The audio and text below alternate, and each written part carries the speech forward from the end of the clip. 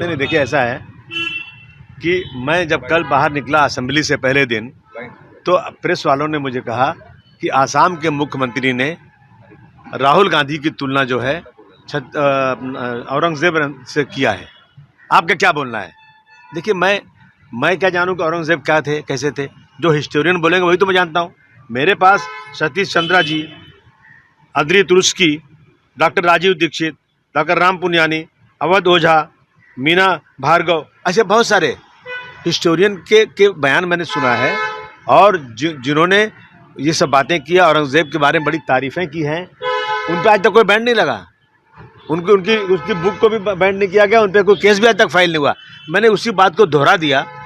मैं ज़िंदगी में कभी सोच भी नहीं सकता हूँ कि मैं छत्रपति शिवाजी महाराज हों या छत्रपति संभाजी महाराज हों या डॉक्टर भीमराव अम्बेडकर हों या महात्मा ज्योतिबा फुले हों या राजश्री साहू महाराज हों, इन ऐसे लोगों के खिलाफ अपमानित बात मत करूं। लेकिन मैं जानता हूं प्रशांत कोरटकर एक हैं, राहुल शोलापुरकर हैं, इन्होंने क्या क्या स्टेटमेंट दिया, देख लीजिए किस तरह का दिया, उनको सिक्योरिटी मिली हुई है। तो मेरे स्टेटमेंट में इतना बड़ा बवाल क्यों? मैं समझता हूं कि मैं ज़िंदगी में कभी भी ऐसा कोई स्टेटमेंट, ऐसा कोई दिल की गहराई में कभी बोल ही नहीं सकता हूं।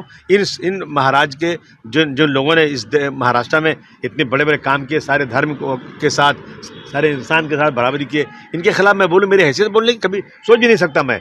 लेकिन अगर इसके बाद भी अगर किसी को ऐसा लगता है कि मैंने इस तरह की बातें बोली हैं और जिससे किसी को आहत हो रहा है, तो मैं अपने स्टेटमेंट को वापस लेता हूँ।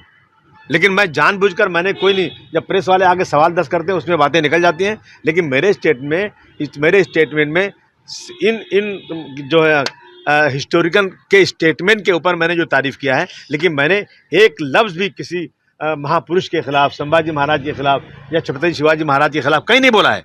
मैं बोल भी नहीं सकता हूँ। और बहुत असेंबली में बहुत सारे काम हैं, बजट सेशन चल रहा है और इस इशू पर असेंबली रोकना मैं समझता हूं कि महाराष्ट्र की जनता के साथ नाइंसाफ़ी होगी। इधर मैं अपने पूरे स्टेटमेंट को वापस लेता हूं और मैं चाहता हूं आज के बाद से ये बात खत्म हो जाए। आदित्य ठाकरे तो आपके ऊपर एफआईआर हुई है सर? नहीं ठीक है, एफआईआर मेरे ऊपर हुई है, लेकिन ये जिन लोगों की जिन हिस्टोरिकल की स्टेटमेंट पर मैंने स्टेटमेंट दिया, उन पर क्या हुआ आज तक? जो स्टेटमेंट इस तरह दे रहे हैं, बहुत सारे लोगों के स्टेटमेंट है, आप निकाल के देख लीजिए। एफआईआर मेरे ऊपर करने का मतलब, मैं एक अगर मुस्लिम कम्युनिटी का आदमी हूँ, इस तरह मेरे साथ आप जो है अलग बर्ताव करोगे और इन लोगों के ऊपर जिन्होंने इन महापुरुषों के खिलाफ खुल के बयान दिया, उन पे खिलाफ कुछ नहीं करोगे तो मतलब क्या? आदित्य ठाकरे ने कहा है कि आप भारतीय जनता पार्टी की बी टीम हो, शायद आपको मुख्यमंत्री ने कहा है ऐसा स्टेटमेंट करो क्योंकि धनंजय मुंडे और अन्य दूसरे मुद्दों पर ये ध्यान हटाया जाए। अरे भाई, ये आप प्रेस वाले पूछो ना कि प्रेस वाले क्या उनके बोलने में मुझसे पूछने आए थे क्या? प्रेस वालों ने मुझे पूछा, मैंने कोई प्रेस कॉन्फ्रेंस नहीं बुलाई थी।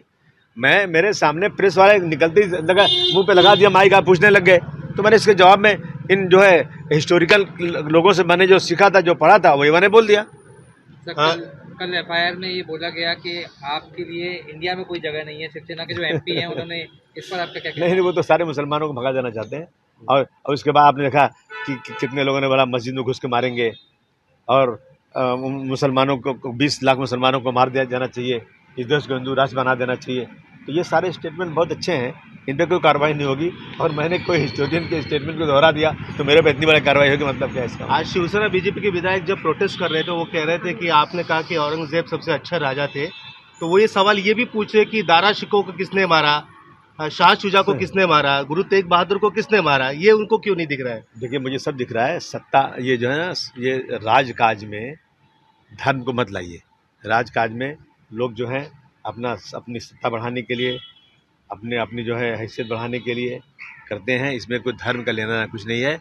ऐसा बोलेंगे तो कहते हैं कि एक राजा ने 99 भाइयों को मार दिया था। अभी नेपाल के राजा ने अपना राजकाज करने के लिए उसने अपने पूरे परिवार को मार दिया था। तो इस तरह की बहुत सारी चीज़ें, इस बहस में मैं नहीं जाना चाहता हूँ।